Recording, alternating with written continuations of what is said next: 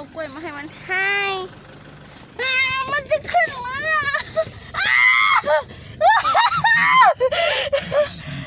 สงสัยเต็มกระบะรถเลยนุ่นนี่ก็อยู่ท้ายกระบะรถมั่งนุ่น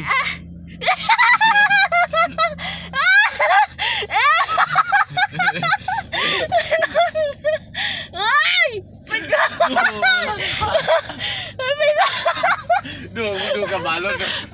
ขึ้นหลังคาไอ้เจ้านั้นมาสงสัยอะไรวะโอ้มันไอ้เจ้ารู้ทำไม